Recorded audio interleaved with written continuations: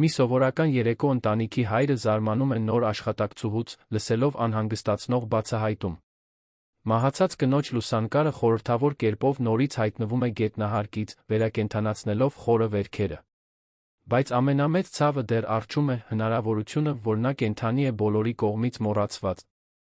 Հիշողությունների, ստերիլ լռության մեջ սկսվում է արդարության փրկության որոնումը։ Եթե այս պատմությունը ձեզ հետաքրքրեց, մի մոռացեք բաժանորդագրվել մեր ալիքին, ասեք, թե որ քաղաքից եք դիտում, շարունակելով։ Արը սկսում էր մայր մտնել Երանի Եվրոպայի այգի էլիտար թաղամասի վերոնշյալ առանձնատների ետում, երբ Մարսել Մոնթերոն իր Աուդին կայանեց ծնողներից ժառանգած առանձնատան ավտոտնակում։ Տունը 70 ականների վերոնշյալ կառույց պահպանում էր ճարտարապետական էլեգանտությունը, որը հակադրվում էր շուրջը ծագող ժամանակակից կառույցներին։ Հայկական ագրոբիզնեսի ամենաավանդական ընտանիքներից մեկի ժառանգը, Մարսելը, կրում էր ոչ միայն հոր կառուցած կայսրությունը, այլ մի լուրջ ցավ, որը նրան ուղեկցում էր ավելի քան մեկ տասնամյակ։ Տուն մտնելիս նրան դիմավորեց սովորական լռությունը։ Դռնապան Սերինոն, ով ընտանիքի մոտ աշխատում էր ավելի քան 30 տարի, մոտեցավ նրա պորտֆելն ու բաճկոնը վերցնելու։ Տիկին Քրիստինան Սոֆիայի հետ բալետ էր գնացել։ Ասացին, որ ընթրիքի կվերադառնան ժամը 8-ին, տեղեկացրեց Սերինոն իր սովորական պաշտոնականությամբ։ Մարսելը գլխով արեց, զգալով ծանոթ թեթացումը, որը միշտ պատում էր նրան, երբ տունը միայն իրենն էր։ Ոչ թե նա չէր սիրում իր ընտանիքը։ Քրիստինան, իր կինը, հիացմունքի էր արժանանում Երանի սոցիալական շրջանակներում բոլորի կողմից, իսկ Սոֆիան, իր 9-ամյա դուստրը, նրա կյանքի միակ իսկական լույսի ճառագայթն էր։ Բայց Քրիստինայի ներկայությունը միշտ բերում էր թաքնված լարվածություն, մի բան, որը նույնիսկ 15 տարվա ամուսնությունը չկարողացավ ցրել։ Իսկ նոր աշխատակցուհին արդեն սկսել է, հարցրեց Մարսելը, հիշելով վերջին աշխատանքի ընդունումը։ Այո, պարոն։ Տիկին Քրիստինան նրան նշանակել է հին պահեստային սենյակը գետնահարկում կարգի բերելու։ Մարսելը գնաց իր աշխատասենյակ, բացեց նոթբուքը, որոշ պայմանագրեր վերանայելու, բայց նրա աչքերը անընդհատ շեղվում էին սեղանին դրված լուսանկարին։ Նա դեռ երիտասարդ էր, հոր Ավգուստի կողքին, մի մարդու, ով ուներ խիստ, բայց արդար արտահայտություն, մոր տիկին Էլիզայի կողքին, իր հավերժական զուսպ ժպիտով, որը թաքցնում էր զարմանալի ուժ։ Ուղիղ 12 տարի էր անցել, ինչ տիկին Էլիզան հեռացել էր։ Հանկարծակի հեռացում, բժիշկների խոսքերով, պայմանավորված սրտի բարդություններով։ Մարսելը դեռ հիշում էր այդ օրերի թմրածությունը, թե որքան արագ էր ամեն ինչ տեղի ունեցել։ Անսպասելի ախտորոշումը, շտապ հոսպիտալացումը, իսկ հետո մեկ շաբաթից պակաս ժամանակահատվածում հուղարկավորությունը կնքված դագաղով։ Հիվանդանոցային ընթացակարգի պատճառով բացատրել էր Քրիստինան, ով հոգացել էր բոլոր մանրամասները, մինչ նա անշարժացած էր ցավից։ Միջանցքից եկող քայլերի ձայնը ընդհատեց նրա հիշողությունները։ Դռան մեղմ թակոցին հաջորդեց Սերինոյի ձայնը։ Կներեք, պարոն։ Նոր աշխատակցուհին կցանկանար խոսել ձեզ հետ։ Ասաց, որ մի բան է գտել, որը հնարավոր է հետաքրքրի ձեզ։ Մարսելը հոնքերը կնճռեց, բայց գլխով արեց։ Դուռն ավելի լայն բացվեց, մոտ 50 տարեկան մի կին մտավ ներս։ Նա կրում էր պարզ համազգեստ, որը Քրիստինան ընտրում էր բոլոր աշխատակցուհիների համար, բայց նրա մեջ կար մի արժանապատվություն, որը գերազանցում էր հագուստը։ Նրա մոխրագույն մազերը ամուր հավաքված էին, նրա մուգ աչքերը նայում էին նրան անսովոր հաստատակամությամբ իր դիրքի համար։ Բարի երեկո, պարոն Մոնթերո։ Ես Յարա Օլիվեյրան եմ, նոր աշխատակցուհին։ Կներեք անհանգստացնելու համար, բայց գետնահարկը կարգի բերելիս մի բան գտա, որը կարծեցի, պետք է անմիջապես ձեզ բերեմ։ Նրա ձայնի մեջ կար մի բան, թաքնված լարվածություն, հնարավոր է, որը անմիջապես գրավեց Մարսելի ուշադրությունը։ Նա ցույց տվեց մի աթոռ, բայց նա մնաց կանգնած մի առարկա սեղմած կրծքին, կարծես թանկարժեք բան էր պաշտպանում։ Տիկին Քրիստինան ինձ հանձնարարել էր դեն նետել գետնահարկի մի քանի հին իրեր, բայց երբ հին լուսանկարների տուփերից մեկը կարգի էի բերում, սա գտա։ Նա մեկնեց մի բան, որը կարծես փոշոտ լուսանկարի շրջանակ էր։ Կարծում եմ, որ այն շատ կարևոր է դեն նետելու համար։ Մարսելը վերցրեց առարկան, սրտում մի ցավ զգաց, ճանաչելով լուսանկարը։ Դա իր մայրն էր, տիկին Էլիզան, նստած տան այգում, հոր 70-ամյակի ժամանակ։ Նա կրում էր մուգ կապույտ զգեստը, որն այդքան սիրում էր, մարգարտե վզնոցը, որը Մարսելը նվիրել էր նրան նախորդ Սուրբ Ծննդին։ Շնորհակալություն, Յարա։ Լավ ես արել, որ բերել ես։ Չգիտեմ, թե ինչպես է այս լուսանկարը հայտնվել դեն նետվող տուփերում։ Յարան հապաղեց, ակնհայտորեն անհարմարավետ զգալով։ Նրա կնճռոտ մատները ամուր սեղմում էին գոգնոցը, Մարսելը հասկացավ, որ նա ցանկանում էր ավելին ասել։ Եվս մի բան կա, Յարա։ Նա խորը շունչ քաշեց։ Պարոն Մոնթերո, չգիտեմ, պետք է արդյոք ասեմ սա, հնարավոր է, իմ տեղը չէ, բայց… Ես ճանաչում էի ձեր մորը։ Մարսելը ցուրտ զգաց իր ողնաշարով։ Ինչպե՞ս։ Նախկինում այստեղ աշխատել եք։ Յարան գլխով արեց։ Ոչ, պարոն։ Ես նրան ճանաչում էի այլ հանգամանքներում։ Ես 7 տարի աշխատել եմ Դիլիջանի Սուրբ Կամիլոսի ինստիտուտում, ծերանոցում։ Ձեր մայրը դեռ այնտեղի հիվանդներից մեկն է։ Աշխարհը կարծես կանգ առավ Մարսելի համար։ Յարայի խոսքերը արձագանքում էին նրա մտքում, բայց իմաստ չունեին։ Նրա մայրը մահացել էր։ Նա եղել էր հուղարկավորությանը, ստորագրել էր փաստաթղթերը, տեսել էր մահվան վկայականը։ Դա անհնար է։ Իմ մայրը մահացել է 12 տարի առաջ։ Յարայի աչքերը լցվեցին արցունքներով։ Շատ եմ ցավում, պարոն։ Բայց լուսանկարի կինը նույնն է, ում ես խնամել եմ գրեթե 5 տարի։ Տիկին Էլիզա Մոնթերո։ Նա դեռ ինստիտուտում էր, երբ ինձ ազատեցին աշխատանքից 2 տարի առաջ։ Ես նրան կճանաչեի ցանկացած վայրում։ Մարսելը կտրուկ վեր կացավ, սկզբնական շոկը փոխարինվեց զայրույթով։ Սա ինչ-որ խաբեբայություն է։ Դուք գիտեք, թե ով եմ ես։ Ով է իմ ընտանիքը։ Յարան ամուր կանգնած էր, չնայած իր ձեռքերի տեսանելի դողին։ Դա խաբեբայություն չէ, պարոն։ Ես ռիսկի եմ դիմում իմ աշխատանքը շատ ավելին, պատմելով ձեզ սա։ Բայց քանի որ աշխատանքի հարցազրույցում տեսա Մոնթերո անունը, ինչ-որ բան ինձ ասում էր, որ պետք է ստուգեմ։ Հիմա վստահ եմ։ Լուսանկարի տիկինը նույնն է, ում ես ճանաչում էի որպես Սուրբ Կամիլոսի հիվանդ 247։ Մի քաղցր, տխուր հայացքով տիկին, ով միշտ ասում էր, որ մի օր որդին կգա իրեն տանելու։ Նկարագրությունը հարվածեց Մարսելին ֆիզիկական հարվածի պես։ Նրա մայրը միշտ ունեցել էր այդ մելանխոլիկ հայացքը, նույնիսկ երջանիկ պահերին։ Եվ 247։ Թիվը ինչ-որ բան արթնացրեց նրա հիշողության մեջ։ Ընտանեկան հին ֆերմայում մոր սենյակը ուներ 24 համարը։ Իսկ նրա ծննդյան օրը մայիսի 7-ին էր։ Ինչու եք ինձ սա հիմա պատմում։ Ինչու դիմեցիք այս աշխատանքին, հարցրեց նա, ձայնը դողալով։ Ինձ անարդարացիորեն ազատեցին ինստիտուտից այն բանից հետո, երբ հարցականի տակ դրեցի որոշ բացօթյա աշխատողի արահարված երանգը։ Երկուշաբթի առավոտյան, մինչ իբր մեկնում էր Գյումրի, Սարգիսը հրաժեշտ տվեց իր ընտանիքին Զվարթնոց միջազգային օդանավակայանում։ Անին կառչեց նրա ոտքերից, արցունքոտ աչքերով, լուռ աղաչելով հորը չգնալ։ Արամը, փորձելով ուժեղ լինել որպես տան տղամարդ, հոր բացակայության պայմաններում, պարզապես արագ գրկեց մրմնջաց. Ես կհոգամ Անիի մասին, հայրիկ։ Գայանեն, անթերի իր Արմանի զգեստով բարձրակրունկներով, կինեմատոգրաֆիկ ճշգրտությամբ համբուրեց նրան շուրթերին, այն հազվադեպ տեսախցիկների համար, որոնք միշտ կարծես գտնում էին նրանց հանրության մեջ։ Կարոտելու եմ քեզ, սիրելիս։ Մի անհանգստացիր ոչ մի բանի համար այստեղ։ Ես հստակ գիտեմ, թե ինչպես հոգալ ամեն ինչի մասին։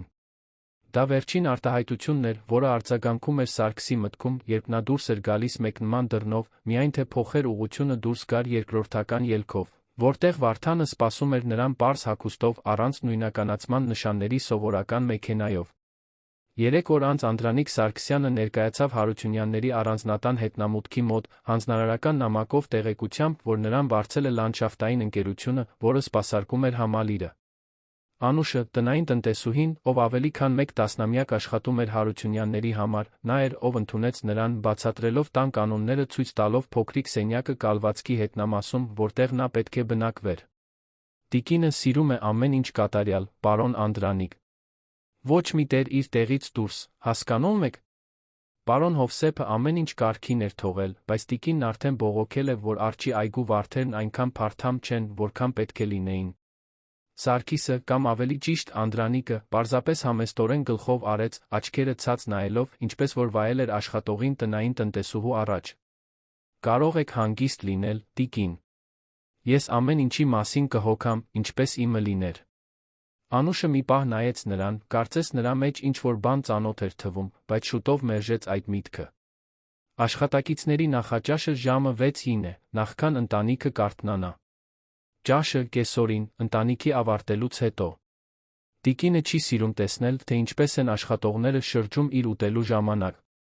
Տեղավորվելով պարզ սենյակում, որն այնքան տարբեր էր նույն տանը զբաղեցրած իր շքեղ սենյակից, Սարգիսը զգաց անհանգստության վճռականության խառնուրդ։ Փոքրիկ պատուհանից նա կարող էր տեսնել հետնամասի այգու մի մասը լողավազանը, որտեղ մի անգամ Արամի Անիի հետ խաղացել էր արոտ կեսօրներին։ Այժմ նա պատրաստվում էր պարզել, թե ինչ էր կատարվում իր ընտանիքի հետ, երբ ոչ ոք չէր նայում։ Այգեպան որպես իր առաջին շաբաթը նա նվիրեց դիտարկելուն, սովորելուն տան ռիթմերը, որը մի օր այդքան լավ էր ճանաչել, բայց այժմ տեսնում էր լիովին այլ տեսանկյունից։ Նկատեց, թե ինչպես Գայանեն հայտնվում էր միայն առավոտյան ժամը 11-ի սահմաններում, միշտ անթերի հագնված դիմահարդարված, նույնիսկ տանը մնալու համար։ Նկատեց, թե ինչպես էին աշխատողները լարվում նրա ներկայությամբ, ինչպես էին շշուկներով խոսում, երբ նա մոտենում էր։ Երեխաները դպրոց էին գնում առավոտյան ժամը 7-ին, վարորդի մեքենայով, վերադառնում էին կեսօրից հետո ժամը 3-ին։ Արամը սովորաբես լողի ջյուդոյի դասեր էր ունենում, մինչդեռ Անին բալետ դաշնամուր էր սովորում։ Բայց Սարգիսը նկատեց, որ իր բացակայության պայմաններում արտադասարանական գործունեությունը կտրուկ կրճատվել էր։ Մասնավոր ուսուցիչները փողի վատնում են, լսեց Գայանեի խոսքերը հեռախոսով, երբ նա աշխատում էր պատշգամբի մոտ։ Սարգիսն այստեղ չէ տեսնելու, իսկ երբ վերադառնա, երեխաները կարող են վերսկսել։ Մինչ այդ, մենք խնայում ենք։ Չորրորդ օրը Սարգիսը տեսավ Անին լացելիս, թաքնված պտղատու այգու ծառերից մեկի ետում, որը նա մշակում էր։ Զգուշորեն մոտեցավ, որպեսզի չվախեցնի նրան։ Աղջիկս, ինչ է պատահել, հարցրեց նա Սյունիքի մարզի շեշտադրությամբ, որն այժմ որդեգրել էր։ Անին սարսափեց, արագորեն սրբելով արցունքները։ Ոչինչ, պարոն Անդրանիկ։ Պարզապես կարոտել եմ հայրիկիս։ Սարգիսը սիրտը սեղմվեց։ Քո հայրիկը շուտով կվերադառնա, վստահ եմ։ Կուզես օգնել ինձ տնկել այս ծառերի սածիլները։ Երբ քո հայրիկը վերադառնա, դրանք արդեն մեծացած կլինեն։ Աղջկա դեմքը լուսավորվեց ամաչկոտ ժպիտով, առաջինը, որ Սարգիսը տեսնում էր շաբաթներ շարունակ։ Հենց այդ պարզ պահին էր, երբ իր իսկ դստեր հետ ծաղիկներ էր տնկում, ով նրան չէր ճանաչում, որ Սարգիսը համոզվեց։ Ինչ-որ բան շատ սխալ էր իր տանը, նա կբացահայտեր, թե ինչ էր դա։ Նույն կեսօրին, մինչ գործիքներ էր դասավորում հետնամասի պահեստում, Սարգիսը լսեց մի ձայն, որը չէր ճանաչում, մի կին ձայն երիտասարդ մեղեդային, Սյունիքի մարզի թեթ շեշտադրությամբ, ինչպիսին նա փորձում էր ընդօրինակել։ Տիկին Անուշ, բերեցի այն նյութերը, որ խնդրեցիք ապակիները մաքրելու համար։ Շրջվելով Սարգիսն առաջին անգամ տեսավ նրան, ով լիովին կփոխեր իր պատմության ընթացքը։ 24-ամյա Նարե Հովհաննիսյանը, նոր վարձված որպես մաքրուհու օգնական, մեծ ու արտահայտիչ աչքերով, որոնք կարծես իր տարիքից շատ ավելի մեծ իմաստություն էին պահում, ժպիտով, որը թե ամաչկոտ լուսավորում էր իր շրջապատը։ Ահ, Նարե, լավ է, որ եկար։ Եկ ծանոթացիր պարոն Անդրանիկի հետ, նոր այգեպանը։ Նա նույնպես Սյունիքի մարզից է, ինչպես դու։ Սարգսի Նարեի հայացքները հատվեցին առաջին անգամ, ինչ-որ անբացատրելի բան տեղի ունեցավ։ Ակնթարթային կապ, հոգիների ճանաչում, կարծես երկուսն էլ, առանց բառերի, գիտեին, որ իրենց կյանքն այլս նույնը չի լինի այդ ակնհայտորեն բանալի հանդիպումից հետո, Դավթաշենի առանձնատան հետնամասի գործիքների պահեստում։ Հաճելի է ծանոթանալ, պարոն Անդրանիկ, ասաց Նարեն, մեկնելով փոքր կոպիտ ձեռքը ծանր աշխատանքից, բայց անհավանականորեն նուրբ իր ժեստով։ Բարի գալուստ։ Սարգիսը բռնեց այդ ձեռքը մեկ վայրկյան ավելի երկար, քան վայել էր, զգալով էլեկտրական հոսանք իր մարմնով։ Հաճույքը իմն է, Նարե։ Վստահ եմ, որ շատ լավ կհարմարվենք այստեղ։ Անուշը ուշադիր աչքերով դիտում էր փոխազդեցությունը, չհասկանալով, որ նա ականատես էր լինում մի սիրո պատմության սկզբին, որը կմարտահրավեր դներ բոլոր կոնվենցիաներին, հավերժ կփոխեր բոլորի ճակատագիրն այդ տանը։ Եթե դուր է գալիս, մեկնաբանեք, թե ինչ է ձեր կարծիքը մեր զույգի սիրավեպի մասին։ Հաջորդող շաբաթների ընթացքում Սարգիսը հարմարվեց իր իսկ տան այգեպանի առօրյային, նորացված աչքերով դիտելով ընտանեկան դինամիկան։ Այն, ինչ տեսնում էր, նրան լցնում էր տագնապով մեղքով։ Գայանեն կինը, ում նա ընտրել էր իր երեխաների նոր մայրը լինելու համար, լիովին այլ մարդ էր դառնում, երբ կարծում էր, որ ոչ մի կարևոր մարդ չի նայում։ Երեխաները ենթարկվում էին խիստ ու սառը առօրյայի։ Ճաշերը, որոնք նախկինում զրույցների ծիծաղի պահեր էին, այժմ լուռ էին։ Արամը Անին ցածր հայացքով էին ուտում, պատասխանելով միայն այն ժամանակ, երբ Գայանեն ուղղակիորեն հարցեր էր տալիս։ Տղան նախկինում էքստրովերտ հետաքրքրասեր, այժմ տեսանելիորեն նահանջում էր, երբ խորթ մայրը մտնում էր սենյակ։ Անին, Սարգսի փոքրիկ արքայադուստրը, կարծես լիովին։ Լուսանկարներում ինչ-որ բան չափազանց արհեստական էր թվում։ Նա գտավ մի փոքր հիշատակում ներքի մասում Ծաղկաձորի բացառիկ մասնաճյուղի մասին, առանց ավելի մանրամասն տեղեկությունների կամ պատկերների։ Կարծես այդ մասնաճյուղը չէր ցանկանում, որ իրեն գտնեն։ Դրան թեթ թակոցը ընդհատեց նրա որոնումը։ Նա արագ փակեց նոթբուքը։ Մարսել, ինչու է դուռը կողպված։ Քրիստինայի ձայնը անհանգիստ էր հնչում։ Նա խորը շունչ քաշեց, նախքան դուռը բացելը։ Քրիստինան մտավ, արդեն հագած իր մետաքսյա գիշերազգեստը խալաթը, մազերը բաց, իդեալական կնոջ կերպարը, պատրաստ մեկ այլ հանգիստ գիշերվա։ Ամեն ինչ լավ է, սիրելիս։ Դու հազիվ ես ընթրիքին ձեռք տվել, ասաց նա, մոտենալով, ինչպես անում էր, երբ ցանկանում էր հանգստացնել նրան դժվար բիզնես օրվանից հետո։ Պարզապես որոշ բաների մասին եմ մտածում, անորոշ պատասխանեց նա, դիտելով նրա արձագանքը։ Դա ձեր մոր լուսանկարի մասին էր։ Քրիստինան նստեց գրասեղանի դիմացի բազկաթոռին։ Նկատեցի, թե ինչպես ես ապշել։ Մարսելը ուսումնասիրեց կնոջ դեմքը, փնտրելով որը թերություն նրա անհանգստության արտահայտության մեջ։ Իրականում, ես շնորհակալ եմ Յարային։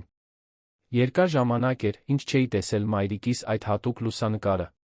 Միշտ հետաքրքիր էի համարում, թե ինչպես ես դեռ նրան մայրիկ ես կոչում, նույնիսկ այդքան ժամանակ անց մեկնաբանեց Քրիստինան, ժպիտով, որը չէր հասնում իր աչքերին։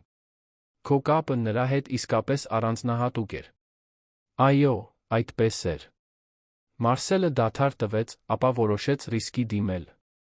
Գիտես, վերջերս նրա մասին երազներ եմ տեսնում։ Այնքան վառ երազներ, որ մի պահ իրական են թվում։ Քրիստինայի մատները թեթակի սեղմեցին բազկաթոռիթը։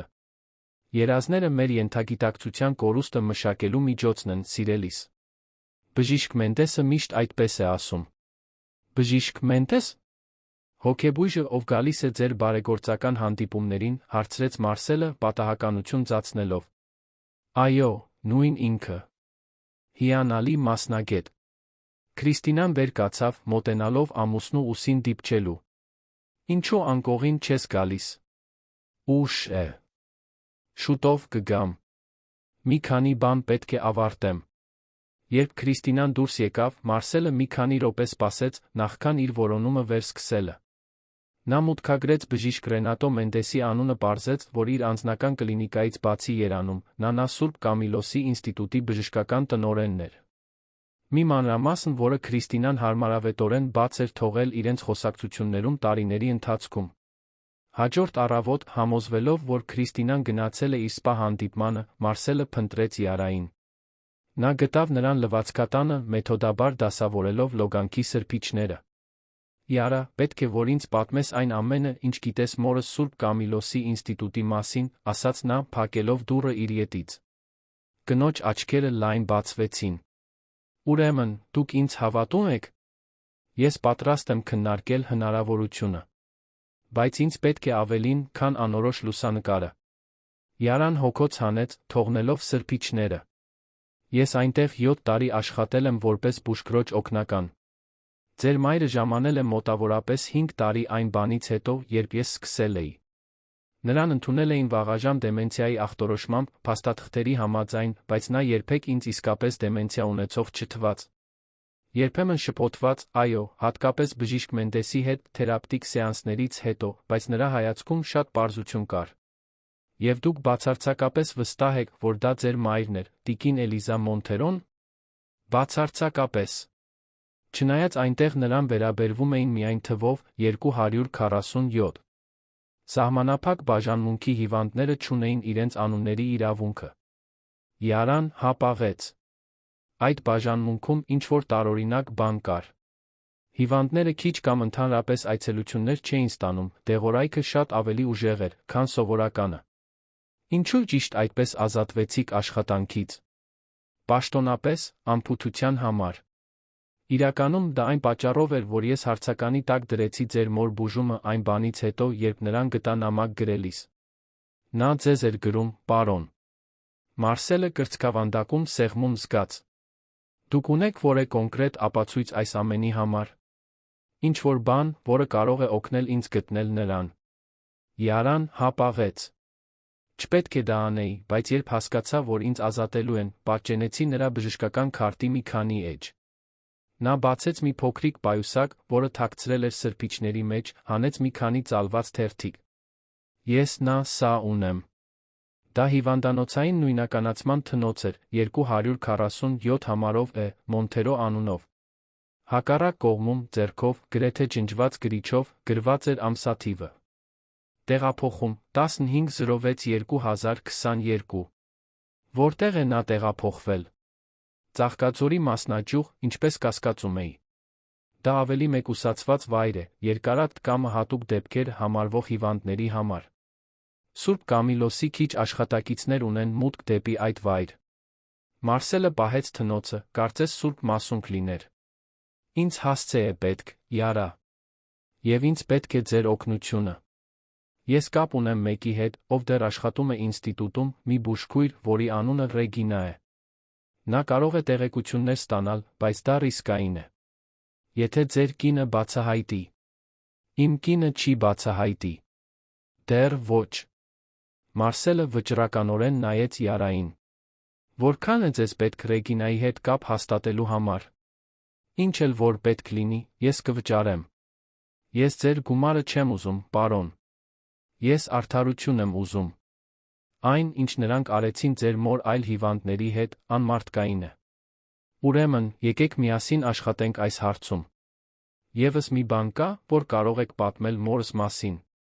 Ինչ-որ բան, որը կարող է օգնել հաստատել նրա ինքնությունը, երբ նրան գտնեմ։ Յարան մի պահ մտածեց։ Նա հաճախ էր հիշատակում մի երաժշտական արգղիկ։ Ասում էր, որ դա ամենաթանկ նվերն էր, որ դուք իրեն տվել եք, որ եթե նորից լսեր այն, կիմանար, որ դուք եկել եք իրեն տանելու։ Յարայի խոսքերը կայծակի պես հարվածեցին Մարսելին։ Փորագրված փայտե երաժշտական արգղիկը, որը նա գնել էր Գառնիում, երբ դեռ դեռահաս էր։ Տիկին Էլիզան այն միշտ պահում էր իր անկողնու կողքին, Բեթհովենի Էլիզայի համար ստեղծագործության մեղմ մեղեդին նրա մոր ձայնային ստորագրությունն էր։ Այդ արգղիկը պետք է լիներ նրա իրերի մեջ, իր ենթադրյալ մահից հետո։ Երբեք չկտա այն։ Հնարավոր է, արժե նորից փնտրել, առաջարկեց Յարան։ Հաջորդ օրերին Մարսելը պահպանում էր ակնհայտորեն նորմալ առօրյա։ Գնում էր գրասենյակ, մասնակցում հանդիպումների, ընթրում ընտանիքի հետ։ Բայց ներսում լուր հեղափոխություն էր տեղի ունենում։ Օրվա ընթացքում նա աննկատ տեղեկություններ էր փնտրում Սուրբ Կամիլոսի ինստիտուտի Ծաղկաձորի նրա խորհրդավոր մասնաճյուղի մասին։ Գիշերը, Քրիստինայի քնելուց հետո, նա ուսումնասիրում էր իր աշխատասենյակում պահված հին փաստաթղթերը։ Մի այդպիսի գիշեր նա գտավ մի անհանգստացնող բան։ Բժշկական փաստաթղթերի մի թղթապանակ, որը նա երբեք չէր տեսել, թաքնված էր մի քանի հաշվապահական գրքերի ետում, քիչ օգտագործվող դարակում։ Ներսում նա գտավ հոգեբուժական եզրակացություններ, ստորագրված բժիշկ Ռենատո Մենդեսի կողմից։ Թվագրված իր մոր ենթադրյալ մահից մի քանի շաբաթ առաջ։ Փաստաթղթերը տիկին Էլիզային նկարագրում էին որպես հիվանդ, ծերունական դեմենցիայի աճող նշաններով, պարանոյայի դրվագներով, որը վտանգ է ներկայացնում իր ուրիշների համար։ Նկարագրությունը բացարձակապես անհամատեղելի էր Մարսելի ճանաչած մոր հետ։ Ավելի անհանգստացնող էր Քրիստինայի ստորագրությունը հոգեբուժական բուժման համաձայնության ձատթղթերում, թվագրված տիկին Էլիզայի մահվան հայտարարությունից 3 ամիս առաջ։ Մարսելը սրտխառնոցի ալիք զգաց։ Քրիստինան ոչ միայն գիտեր, այլ ակտիվորեն մասնակցել էր ամեն ինչին։ Այն կինը, ում նա ընտրել էր իր կյանքը կիսելու համար, իր դստեր մայրը, ընդունակ էր այնպիսի դաժանության, որը նա երբեք չէր պատկերացրել հնարավոր։ Հաջորդ առավոտ, անքուն գիշերից հետո, Մարսելը Յարայից ստացավ աննկատ հաղորդագրություն։ Ռեգինան հաստատեց։ Ծաղկաձորի Սարալանջի մասնաճյուղ։ Հիվանդ 247 տեղափոխվել է 3 տարի առաջ։ Դեռ այնտեղ է։ Մոր կենդանի լինելու վերջնական հաստատումը ուժգին հարվածեց Մարսելին։ 12 տարի։ 12 տարի հավատալով, որ նա հանգչում էր ընտանեկան դամբարանում, մինչդեռ իրականում նա բանտարկված էր մի հաստատությունում, հեռու բոլորից այն ամենից, ինչ սիրում էր։ Նրա սուգը վերածվեց կատաղի վճռականության, ուղղելու այս անարդարությունը։ Ճաշի ժամանակ նա մեկ այլ հաղորդագրություն ստացավ։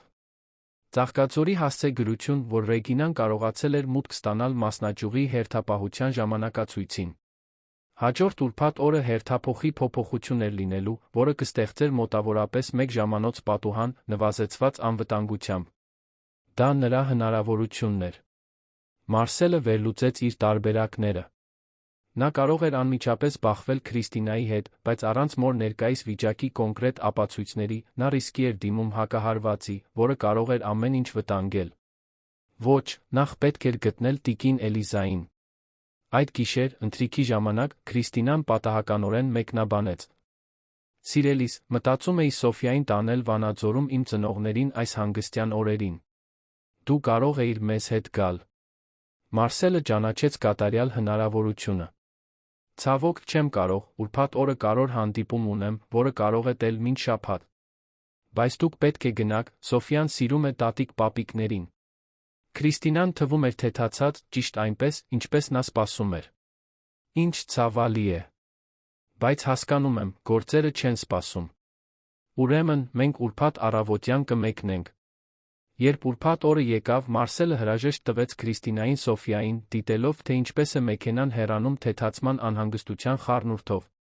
Հենց որ նրանք անհետացան անկյունում, նա զանգահարեց Յարային։ «Ամեն ինչ պատրաստ է։ Դու ստացել ես այն, ինչ խնդրեցի»։ «Այո, պարոն»։ Ռեգինան տրամադրել է մուտքի քարտը վայրի հատակագիծը։ Նա հաստատել է, որ ձեր մայրը դեռ այնտեղ է, երկրորդ հարկի 12 հրթսենյակում։ Մարսելը գլխով արեց, զգալով սրտի արագացումը։ Իսկ մյուս հարցը։ Լուծված է։ Պարոն Ռիկարդոն մեզ կհանդիպի պայմանավորված վայրում։ Ռիկարդո Գոմեսը նախկին ոստիկանական քննիչ էր, ով հիմա աշխատում էր որպես անվտանգության խորհրդատու։ Մարսելը նրան աննկատ վարձել էր, օգնելու գործողությանը, ինչն ավելի կարևոր էր, իրավաբանորեն փաստագրելու այն ամենը, ինչ նրանք կգտնեին։ Մինչ նա մեքենայով գնում էր Ծաղկաձորի ճանապարհով, բջջային հեռախոսը զանգահարեց։ Դա Ռեգինան էր, Յարայի ընկերուհիի բուժքույրը։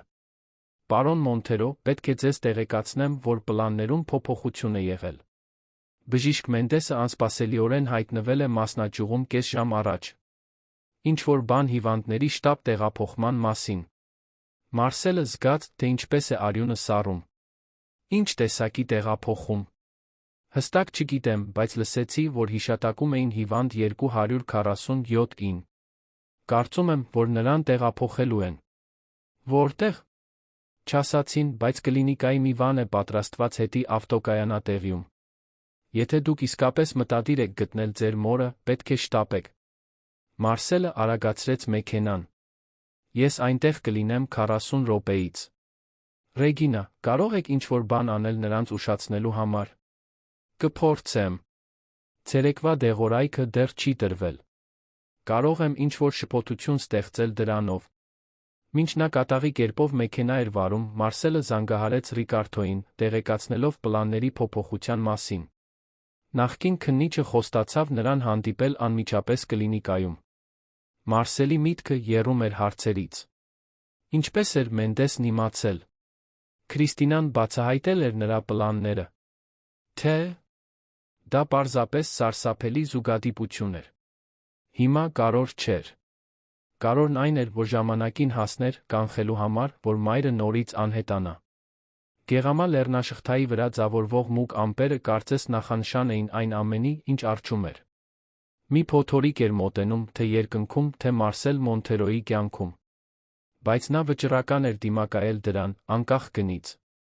Ունկնդիրներ, երբե մտածել եք, թե ինչպես կվերաբերվեիք, եթե հայտնաբերեիք, որ ձեզ մոտ մեկը այդքան ցավալի ճշմարտություն է թաքցրել այդքան երկար ժամանակ։ Ինչ կանեիք Մարսելի տեղը։ Անմիջապես կբախվեիք Քրիստինայի հետ, թե։ Նախ կշարունակեիք փրկության պլանը։ Թողեք ձեր մեկնաբանությունը, թե ինչ եք կարծում, որ պետք է լինի Մարսելի առաջնահերթությունը այս վճռորոշ պահին։ Անձրը սկսում էր տեղալ, երբ Մարսելը վերջապես նկատեց Սուրբ Կամիլոսի ինստիտուտի Ծաղկաձորի Սարալանջի մասնաճյուղի դարպասները։ Ի տարբերություն Դիլիջանի գլխավոր մասնաճյուղի, իր շքեղ այգիներով Ծաղկաձորի կցակառույցը կարծես դիտավորյալ աննկատ էր, եռահարկ շենք, մասամբ թաքնված խիտ բուսականությամբ, շրջապատված բարձր պարիսպներով մեկ մուտքով, որը հսկվում էր տեսախցիկներով։ Նա իր մեքենան կայանեց անվտանգ հեռավորության վրա, կողքի փողոցում, սպասեց։ Մի քանի րոպե անց Ռիկարդո Գոմեսը դուրս եկավ իր սեդանից մոտեցավ։ «Պարոն Մոնթերո, իրավիճակը փոխվել է։ Իմ կապերից մեկը հաստատել է, որ կլինիկայում անսովոր շարժ կա։ Շտապ տեղափոխություն է կազմակերպվում»։ «Իմ մայրը», ասաց Մարսելը, սիրտը արագ զարկելով։ «Պետք է հիմա մտնենք»։ Ռիկարդոն գլխով արեց, բացելով թղթապանակը։ «Ես այստեղ ունեմ նախնական դատական օրդեր, որը ստացել եմ ընկեր դատավորի միջոցով։ Դա հենց այն չէ, ինչ մեզ անհրաժեշտ կլիներ պաշտոնական գործողության համար, բայց մեզ մի քանի րոպե լեգիտիմություն կտա, եթե մեզ հարցաքննեն»։ Մարսելը ստուգեց բջջային հեռախոսը։ Ռեգինայից հաղորդագրություն էր հասել։ Բժիշկ Մենդեսը դուրս է եկել փաստաթղթեր բերելու։ Տեղափոխությունը նշանակված է ժամը 18:00-ին։ Հիվանդ 247-ը հանգստացված է, բայց կայուն։ Կողքի մուտքը ավելի քիչ հսկողություն ունի։ Ժամը 17:15 էր։ 1 ժամից պակաս ժամանակ ունեին։ «Գնանք պլանով», ասաց Մարսելը, ցույց տալով կլինիկայի հատակագիծը։ Ծառայողական մուտք, արևելյան կողմ։ Անձրն ուժեղանում էր, մինչ նրանք արագ քայլում էին տարածքի կողքով։ Մի փոքր մետաղական դուռ, մասամբ թաքնված թփերի ետում, հիմնականում օգտագործվում էր մատակարարումների համար։ «Մուտքի քարտը կաշխատի»։ «Այստեղ», հարցրեց Ռիկարդոն։ Ռեգինան հավաստիացրեց, որ այո։ «Դա սպասարկման անձնակազմի»։ «Մաստեր քարտ է», պատասխանեց Մարսելը, քարտը քաշելով ընթերցիչի վրայով։ Մի ցավալի պահ ոչինչ տեղի չունեցավ։ Ապա մի կանաչ լույս թարթվեց, դուռը մեղմ կտտացրեց։ Նրանք ներսում էին։ Երկրորդ հարկում միջավայրը կտրուկ փոխվեց։ Լայն, լավ լուսավորված անթերի մաքուր միջանցքներ, ավելի շատ նման շքեղ հյուրանոցի, քան բժշկական հաստատության։ Բայց լռությունը անհանգստացնող էր։ Ոչ մի հիվանդ չկար, ոչ մի շփում, միայն երբեմն շտապող բուժքույրեր էին անցնում։ Նրանք քայլում էին գլխավոր միջանցքով, փորձելով թվալ, թե պատկանում էին այդ վայրին։ Մի բուժքույր մոտեցավ, դեղորայքի սկուտեղը ձեռքին։ «Հանգիստ մնացեք», շշնջաց Ռիկարդոն։ «Թույլ տվեք ինձ խոսել»։ Բուժքույրը կանգ առավ, հոնքերը կնճռելով, տեսնելով երկու տղամարդկանց։ «Այս տարածքը սահմանափակ է։ Դուք չպետք է այստեղ լինեիք»։ Ռիկարդոն ցույց տվեց կեղծ նշանը։ «Անվտանգության ստուգում։ Մենք ստուգում ենք արտակարգ ելքերը, Երանի տնօրինության հրամանով»։ Բուժքույրը հապաղեց, ակնհայտորեն կասկածելով։ «Մեզ չէին տեղեկացրել որեստուգման մասին այսօր»։ Դա վերջին րոպեի հարցում էր, առողջապահության հանձնաժողովի մոտալուտ այցի պատճառով, պատասխանեց Ռիկարդոն։ Ի դեպ, 12 հրթսենյակի հիվանդը այսօր տեղափոխվելու է, ճիշտ է։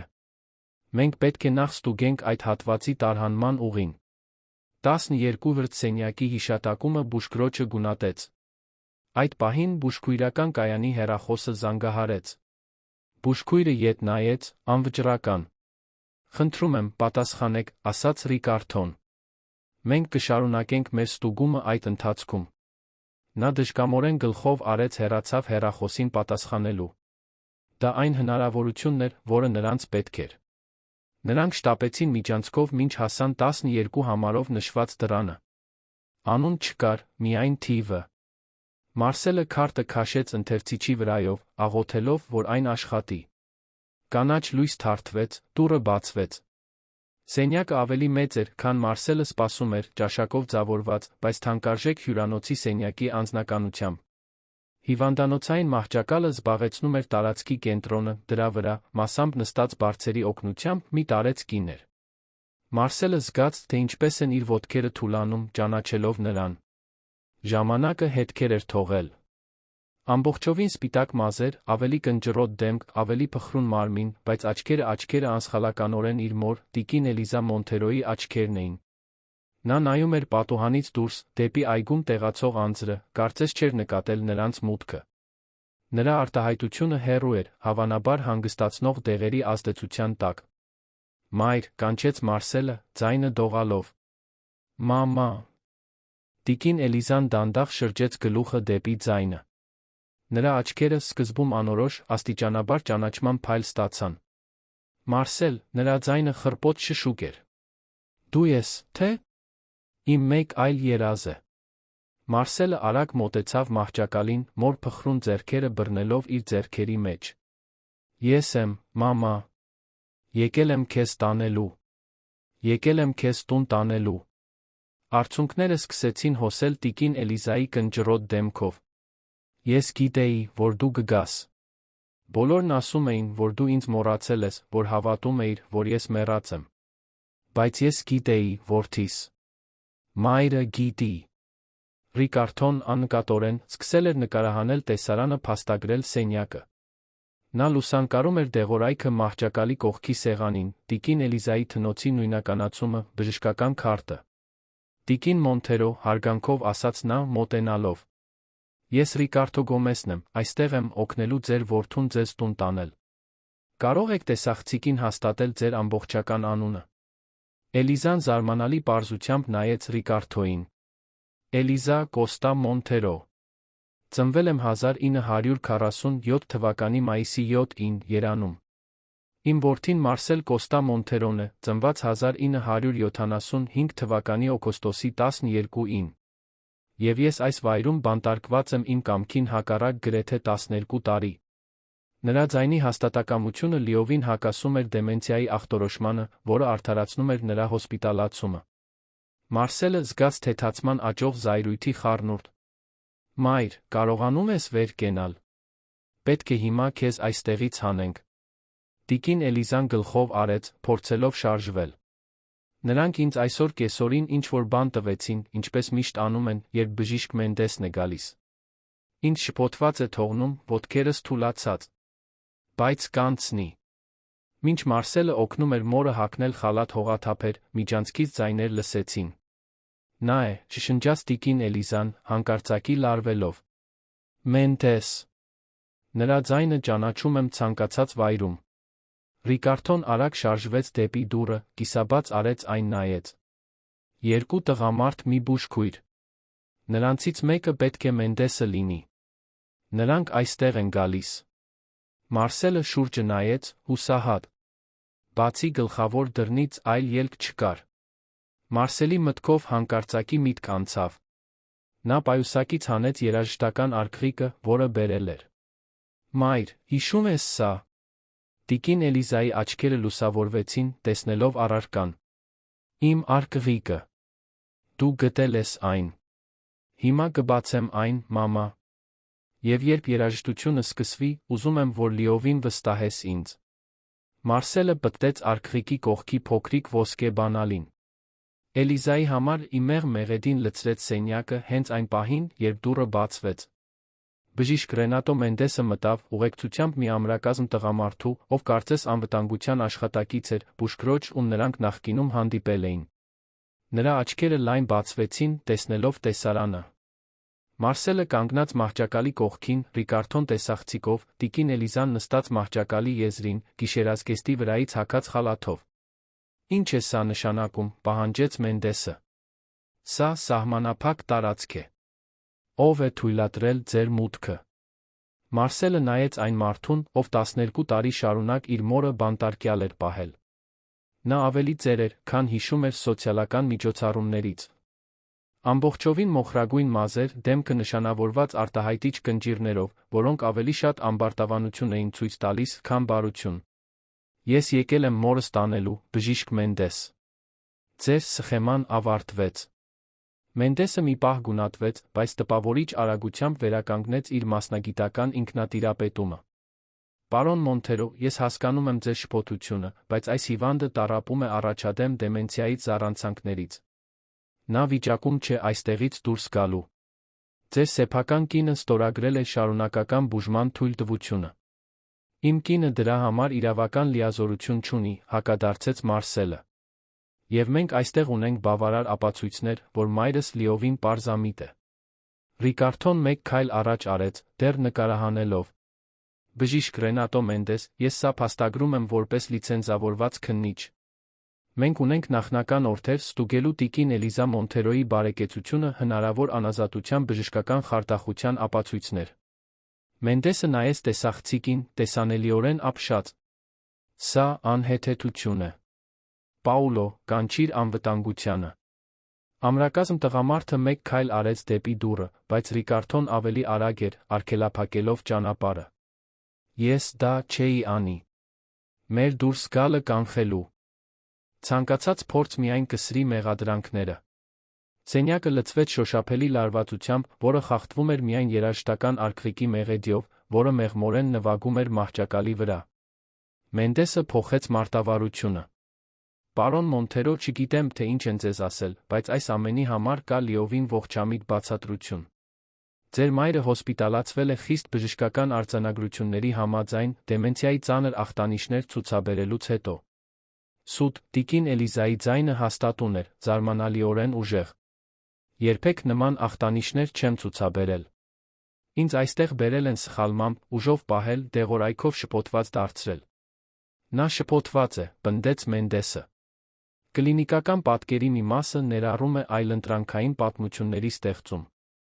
Մարսելը զգաց, թե ինչպես է զայրույթը բորբոքվում իր ներսում, բայց հանգստություն պահպանեց։ Բժիշկ Մենդես, դուք ունեք ուղիղ 5 վայրկյան մեր ճանապարհից հեռանալու համար, այլապես դուք կբախվեք ոչ միայն բժշկական խարդախության անազատության համար դատական հայցի, այլ դավադրության մահվան վկայականի կեղծման համար։ Դաշնային ոստիկանության հիշատակումը կարծես վերջապես խաթարեց Մենդեսի վստահությունը։ Նա մեկ քայլ հետ քաշվեց, գնահատելով իր տարբերակները։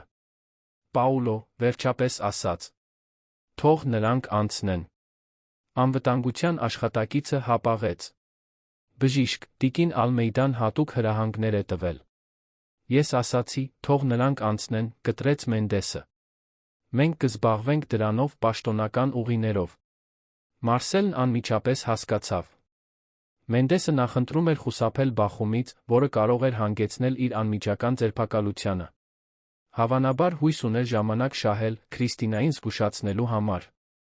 Գնացինք, մայր, ասաց Մարսելը, օգնելով տիկին Էլիզային քայլել։ Նա ամուր հենվեց որդու վրա, նրանք միասին սկսեցին շարժվել դեպի դուռը։ Բուժքույրը աչքերը իջեցրեց, երբ նրանք անցան կողքով։ Ռիկարդոն հետում էր անմիջապես ետից, տեսախցիկը դեռ միացված։ Պարոն Մոնթերո, կանչեց Մենդեսը, երբ նրանք արդեն միջանցքում էին։ Լավ մտածեք, թե ինչ եք անում։ Ձեր կինն արեց այն, ինչ կարծում էր, որ լավագույնն է բոլորի համար։ Կան ընտանեկան հարցեր, որոնք հնարավոր է դուք չգիտեք։ Մարսելը կանգ առավ, դանդաղ շրջվեց։ Ինչ ընտանեկան հարցեր կարող են արդարացնել մորը ստիպել հավատալ, որ իրեն լքել է որդին։ Ինչ հարցեր կարող են արդարացնել որդուն ստիպել թաղել դատարկ դագաղ, հավատալով, որ իր մայրը մահացել է։ Մենդեսը չպատասխանեց, բայց նրա հայացքն ամեն ինչ ասում էր։ Այս պատմության մեջ ավելին կար մի բան, որը Մարսելը դեռ չգիտեր։ Մենք ամեն ինչ կբացահայտենք, բժիշկ։ Եվ երբ դա տեղի ունենա, ոչ ձեր ողջ հեղինակությունը, ոչ էլ գումարը չի կարողանա ձեզ փրկել։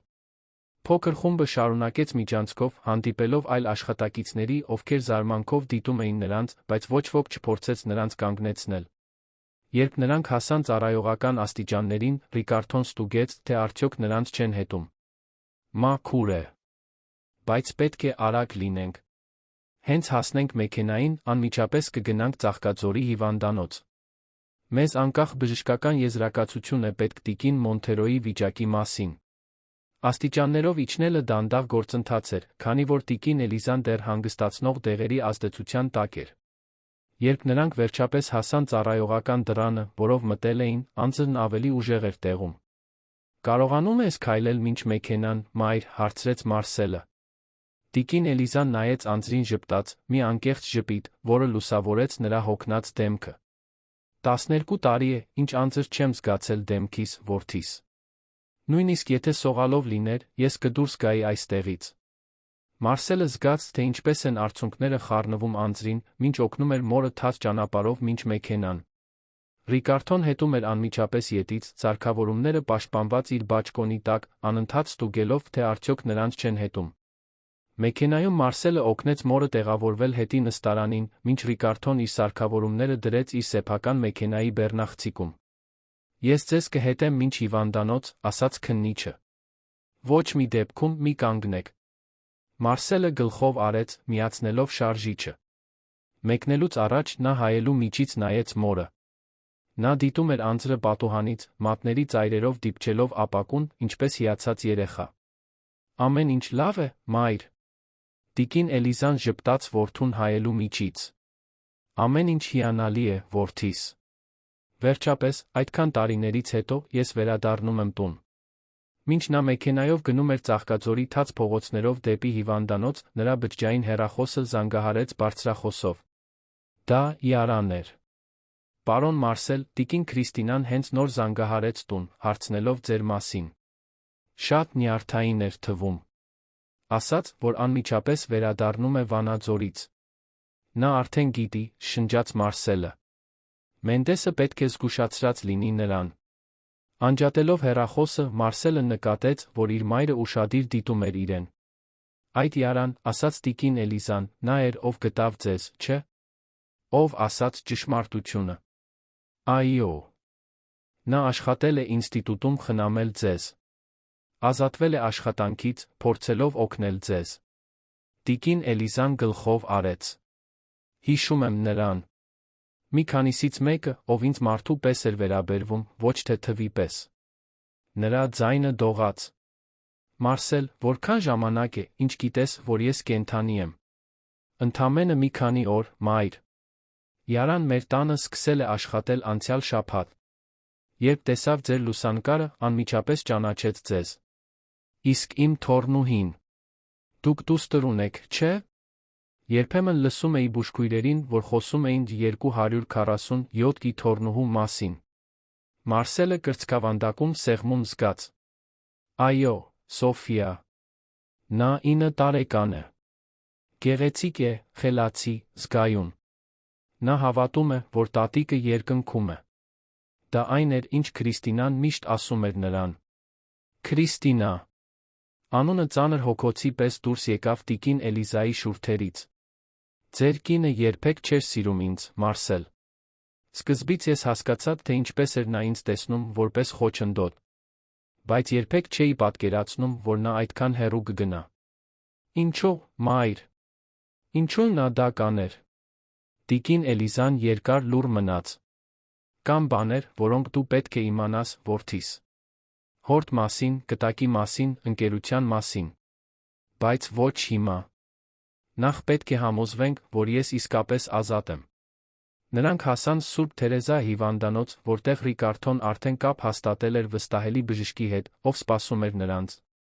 Մինչ նրա մորը զննում էին, Մարսելը օգտվեց առիթից, զանգահարելու իր փաստաբանին, հակիրճ բացատրելով իրավիճակը, խնդրելով անհապաղ միջոցներ ձեռնարկել Քրիստինայի Մենդեսի նկատմամբ սահմանափակող հրաման։ Տիկին Էլիզայի կենդանի լինելը հաստատող իրավական փաստաթղթեր պատասխանատուների դեմ քրեական գործերի սկիզբ։ 2 ժամ անց նրանք դուրս եկան հիվանդանոցից, բժշկական եզրակացությամբ, որը հաստատում էր, որ տիկին Էլիզա Մոնթերոն լիովին պարզամիտ էր, ցուցաբերում էր միայն թեթ անհանգստության նշաններ հանգստացնող դեղերի կողմնակի ազդեցություններ։ Նրա բժշկական քարտում նկարագրված դեմենցիայի որը նշան չկար։ Ուր ենք հիմա գնում, հարցրեց Ռիկարդոն, հանդիպելով նրանց ելքի մոտ։ Տուն, հաստատակամորեն պատասխանեց Մարսելը։ Ժամանակն է, որ իմ մայրը վերադառնա այնտեղ, որտեղ միշտ պետք է լիներ։ Տիկին Էլիզան սեղմեց որդու ձեռքը։ Իսկ Քրիստինան։ Նա այնտեղ կլինի։ Հավանաբար։ Բայց մի անհանգստացեք, նա երկար չի մնա։ Ռիկարդոն հոնքերը կնճռեց։ Վստահ եք, որ խելամիտ է։ Նա կարող է խնդիրներ ստեղծել։ Ես անվտանգության աշխատակիցներ ունեմ տանը։ Բացի այդ, Մարսելը նայեց իր մորը, մի մարդ կա, ով պետք է ճանաչի իր տատիկին։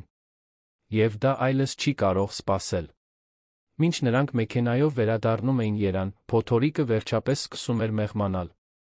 Տիկին Էլիզան քնել էր հետի նստարանին, հոգնած օրվա իրադարձություններից։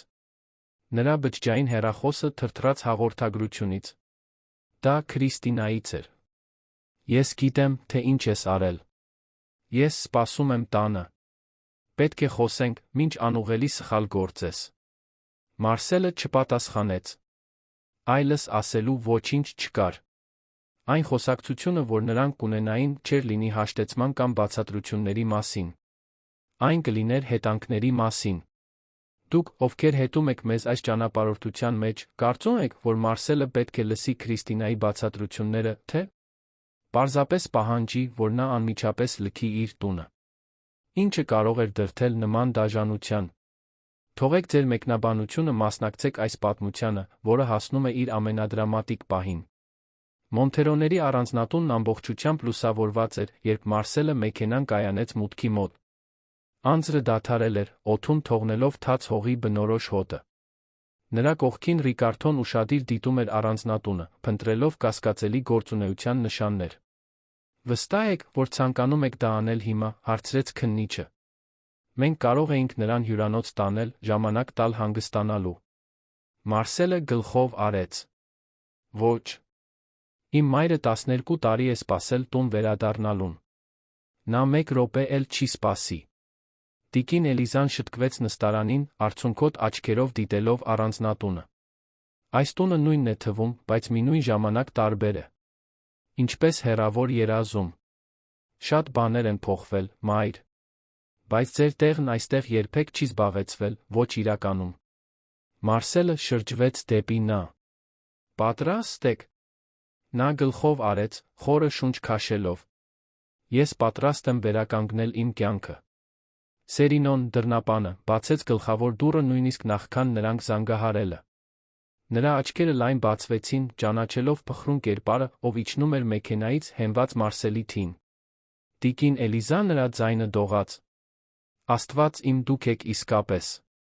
Բար, Սերինո, ժպտաց տիկին Էլիզան, ձայնը խեղդված։ Կարծես 1 օր էլ չեք ծերացել։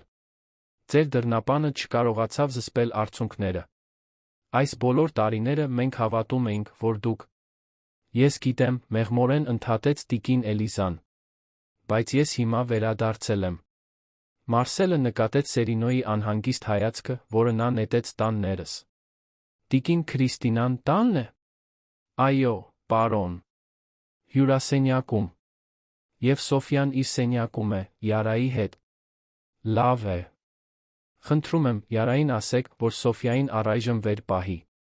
Մինչ նրանք անցնում էին մուտքի սրահով, Մարսելը նկատեց, թե ինչպես էր իր մայրը նայում տան յուրաքանչյուր մանրուքին, պատերի նկարներին, հին կահույքին, անկյունում գտնվող մեծ ճոճանակ ժամացույցին, կարծես հիշում էր յուրաքանչյուր սանտիմետրը, վախենալով, որ ամեն ինչ կարող է նորից անհետանալ։ Հյուրասենյակում Քրիստինան կանգնած էր բուխարու մոտ, ձեռքին մի բաժակ վիսկի, դեռ հագած այն հագուստը, որը կրել էր Վանաձորի ենթադրյալ ուղղորության համար։ Նրանց մտնելը տեսնելով, բաժակը գրեթե սահեց նրա մատներից։ Ուրեմն ճիշտ է, ասաց նա, ձայնը վերահսկված, բայց նկատելի խուճապի նոտայով։ Մենդեսն ասաց, որ դուք նրան հանել եք կլինիկայից, բայց ես չէի հավատում, որ այդքան անխոհեմ կլինեիք։ Մարսելը զգաց, թե ինչպես է զայրույթը աճում իր ներսում, բայց մոր ներկայությունը նրա կողքին նրան հանգիստ պահեց։ Անխոհեմություն է մարդուն առանգելը, նրա մահը կեղծելը, նրան 12 տարի բանտարկյալ պահելը, Քրիստինա։ Քրիստինան երկար կում խմեց նախքան պատասխանելը։ Դու չես հասկանում, Մարսել։ Երբեք չես հասկացել։ Ես արեցի այն, ինչ անհրաժեշտ էր մեր ընտանիքը պաշտպանելու համար։ Պաշտպանել ինչից, տիկին Էլիզայի ձայնը հաստատուն հնչեց։ Մի տիկնոջից, ով միայն իր միակ որդու բարին էր ցանկանում։ Քրիստինան նայեց իր զոքանչին, զարմանքի արամարանքի խառնուրդով։ Դու շատ ավելի պարզամիտ ես, քան ես սպասում էի, Էլիզա։ Բժիշկներն ասացին, որ դեղորայքը։ Ինձ մի քանի ժամ է, ինչ չեն դոպում, ընդհատեց տիկին Էլիզան։ Եվ զարմանալիորեն իմ ենթադրյալ դեմենցիայի բոլոր ախտանիշները կարծես անհետացել են։ Ռիկարդոն, ով մնացել էր դռան մոտ, շարունակում էր ամեն ինչ փաստագրել փոքրիկ տեսախցիկով։ Քրիստինան նրան զայրացած հայացք նետեց։ Ո՞վ է այս մարդը։ Ինչու է նկարահանում իմ տանը։ Սա Ռիկարդո Գոմեսն է, մասնավոր քննիչ, բացատրեց Մարսելը։ Եվ սա այլս ձեր տունը չէ, Քրիստինա։ Ես ուզում եմ, որ դուք վերցնեք ձեր իրերը դուրս գաք մինչ լուսաբաց։ Քրիստինան ծիծաղեց, սառը անհուն ձայնով. «Դուք չեք կարող լուրջ լինել»։ Իսկ Սոֆյան. «Կբաժանեք 9-ամյա աղջկան իր մորից»։ Սոֆյան կմնա իր հոր տատիկի հետ, որտեղ անվտանգ կլինի, հաստատակամորեն պատասխանեց Մարսելը։ Եվ դուք բախտ կունենաք, եթե կարողանաք վերահսկվող այցելություններ ստանալ այն բանից հետո, ինչ արեցիք։ Քրիստինայի դեմքը գունատվեց։ Մի պահ նա իսկապես խոցելի թվաց։ Ապա նրա արտահայտությունը նորից կոշտացավ։ Դուք իսկապես կարծում եք, որ ես եմ պատմության հրեշը։ Որ ես այս ամենն արել եմ չարությունից։ Նա մոտեցավ սենյակի անկյունում գտնվող գրասեղանին, բացեց մի դարակ, հանեց մի թղթապանակ։ Հնարավոր է ժամանակն է, որ դուք իմանաք ձեր սիրելի մոր մասին ամբողջ ճշմարտությունը։ Մարսելը զգաց, թե ինչպես է տիկին Էլիզան կարծրացել իր կողքին։ Մի ընկեք նրա մանիպուլյացիաների տակ, որդիս, շնջաց նա։ Քրիստինան բացեց թղթապանակը, հանեց մի քանի թերթիկ։ Ձեր մայրը երբեք չի պատմել ձեզ ձեր հոր կյանքի վերջին պահերի մասին, չէ՞։ Ինչպես է նա իրականում մահացել։ Իմ հայրը սրտի կաթված է ունեցել, պատասխանեց Մարսելը։ Դա տեղի է ունեցել, երբ նա ֆերմայում էր։ Դա այն է, ինչ բոլորը հավատում են, Քրիստինան մեկնեց մի փաստաթուղթ։ Սա Ավգուստ Մոնթերոյի դիահերձման իրական զեկույցն է։ Մի զեկույց, որը ձեր մայրը կարողացել է ճնշել։ Մարսելը հապաղեց, նայելով մորը, ում դեմքը գույն էր կորցրել։ Դժկամորեն նա վերցրեց թուղթը Քրիստինայի ձեռքից։ Փաստաթուղթը իսկական էր թվում, դատաբժշկական ինստիտուտի գրավոր թուղթ, պաշտոնական ստորագրություններ։ Բայց եզրակացությունները ցնցող էին։ Մահվան պատճառը։ Սրտի կանգ, պայմանավորված դիգիտալիսի գերդոզավորումով։ Դասակարգում, թունավորում։ Կասկածելի հանգամանքներ, որոնք պահանջում են լրացուցիչ հետաքննություն։ Մարսելը զգաց, թե ինչպես է հողը սահում իր ոտքերի տակից։ Սա չի կարող ճիշտ լինել։ Դա կեղծիք է, ասաց տիկին Էլիզան, ձայնը դողալով։ Ավգուստը բնական։ Սրտի կաթված է ունեցել։ Ես նրա հետ էի, երբ դա տեղի ունեցավ։ Հենց այդպես, Քրիստինան սառը ժպտաց։ Դուք միակն էիք, ով ներկա էր նրա մահվան ժամանակ։ Եվ հետաքրքիր է, որ շաբաթներ առաջ նա փոխել էր իր կտակը։ Մարսելը նայեց մորից Քրիստինային, իրեն կորած զգալով երկու անհամատեղելի պատմությունների միջ։ Ինչ սահմանափակումներ։ Քրիստինան թղթապանակից հանեց մեկ այլ փաստաթուղթ։ Ձեր հայրը ինչ-որ բան էր հայտնաբերել ձեր մոր անցյալի մասին։ Ինչ-որ բան, որը նրան ստիպեց վախենալ ձեզ համար ընկերության ապագայի համար։ Բնօրինակ կտակում նա նախատեսել էր, որ տիկին Էլիզան կարող էր կառավարել իր ունեցվածքի մասը միայն ընտանեկան խորհրդի հսկողության ներքո։ Սա անհեթեթություն է, բողոքեց տիկին Էլիզան, բայց նրա ձայնը կորցրել էր իր նախկին հաստատակամության մի մասը։ Ուրեմն բացատրեք սա, Քրիստինան Մարսելին տվեց մի բան, որը կարծես օրագրի էջ էր։ Ձեռագիրը անսխալականորեն նրա հորն էր։ Ավգուստի օրագրի վերջին գրառումը, գրված նրա մահից 3 օր առաջ։ Մարսելը բարձրաձայն կարդաց. Այսօր սարսափելի բան բացահայտեցի Էլիզայի մասին։ Այս բոլոր տարիները նա երբեք ինձ չի պատմել իր անցյալի մասին Գյումրիում։ Այն մասին, թե ինչ է տեղի ունեցել այդ կլինիկայում, երեխայի մասին։ Ինչպես կարող եմ նրան վստահել հիմա։ Ինչպես կարող եմ Մարսելի ապագան թողնել մեկի ձեռքում, ով թաքցրել է այդքան լուրջ բան։ Պետք է պաշտպանեմ մեր որդուն, մեր ժառանգությունը։ Վաղը կխոսեմ բժիշկ Մենդեսի հետ, թե ինչպես վարվել։ Սենյակում ծանր լռություն տիրեց։ Մարսելը դանդաղ շրջվեց դեպի մորը, ում աչքերը հիմա լցված էին արցունքներով։ Մայր։ Ինչի՞ մասին է նա խոսում։ Ինչ կլինիկա։ Ինչ երեխա։ Տիկին Էլիզան մի պահ փակեց աչքերը։ Ձեր հայրը բացահայտեց մի բան, որը տեղի է ունեցել շատ ավելի վաղ, քան ես նրան ճանաչեցի։ Մի բան, որը ես թաղել էի անցյալում, որովհետև այն չափազանց ցավոտ էր։ Նա 19 տարեկանում հոգեբուժական հաստատությունում է եղել, միջամտեց Քրիստինան, ձայնը լի հաղթանակով։ Մանկասպանության համար։ Ոչ, բղավեց տիկին Էլիզան, զարմանալի ուժով։ Այդպես չի եղել։ Երբեք այդպես չի եղել։ Մարսելն իրեն գլխապտույտ զգաց, անկարող մշակելու այն, ինչ լսում էր։ Ռիկարդոն դադարեցրել էր նկարահանումը, լուրջ արտահայտությամբ դիտում էր տեսարանը։ Ես դուստր ունեի նախքան ձեր հորը ճանաչելը, բացատրեց տիկին Էլիզան, բռնելով Մարսելի ձեռքը։ Ես շատ երիտասարդ էի, ամուրի, ավանդական ընտանիքից։ Ինձ ուղարկեցին Գյումրիի մի հանգստյան տուն, հղիությունը թաքցնելու համար։ Երբ երեխան ծնվեց, ինձ ասացին, որ նա մեռելածին է։ Տարիներ անց ես պարզեցի, որ դա սուտ էր։ Նա կենդանի էր, տրվել էր որդեգրման առանց իմ համաձայնության։ Դա այն հարմարավետ տարբերակն է, որը նա պատմում է, ընդհատեց Քրիստինան։ Բայց կլինիկայի գրառումները այլ պատմություն են ցույց տալիս։ Երեխան մահացել է անփութության պատճառով։ Գրառումները կեղծվել են։ Տիկին Էլիզան հիմա դողում էր։ Իմ ընտանիքը չէր կարող տանել ամուրի դստեր սկանդալը երեխայի հետ։ 1966 թվականն էր, այլ ժամանակներ։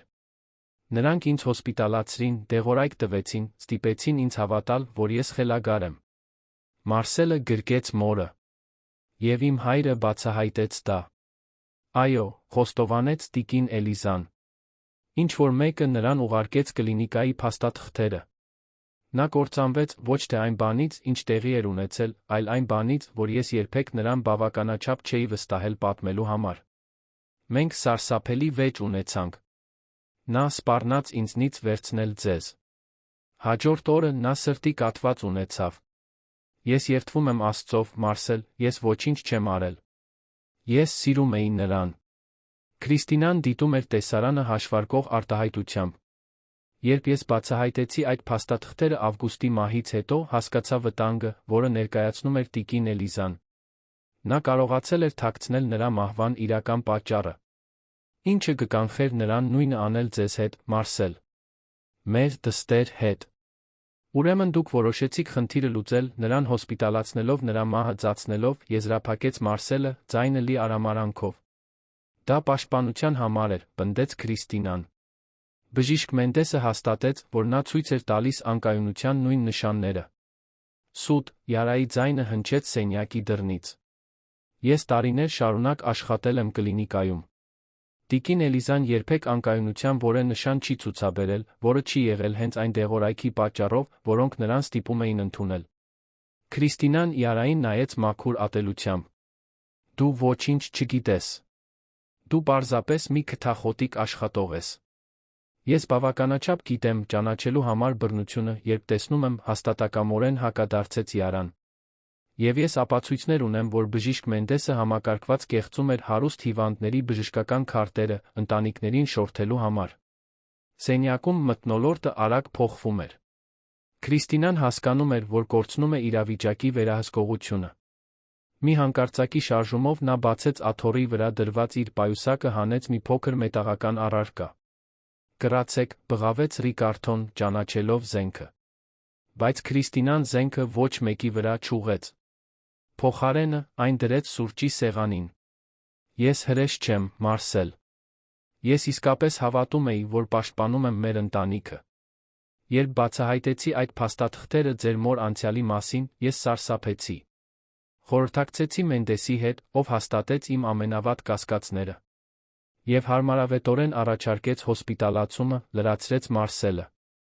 Դա նրա գաղափարն էր, մահը ծածնելը, խոստովանեց Քրիստինան, զարմացնելով բոլորին։ Ասաց, որ դա միակ միջոցն է խուսափելու համար, որ նա իրավաբանորեն վիճարկի ցանկացած հոսպիտալացում։ Ես սկզբում չէի ուզում։ Բայց նա ինձ համոզեց, որ դա միակ միջոցն է պաշտպանելու Սոֆիային, ով ճանապարհին էր։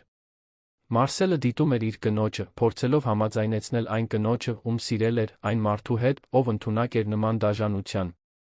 Եվ 12 տարի շարունակ դուք պահպանեցիք այդ սուտը։ Տեսաք իմ ցավը, իմ սուգը, ոչինչ չասացիք։ Սկզբում մենք պլանավորում էինք նրան պարզապես որոշ ժամանակ հոսպիտալացնել։ Բայց հետո անհնար դարձավ ետ դառնալ։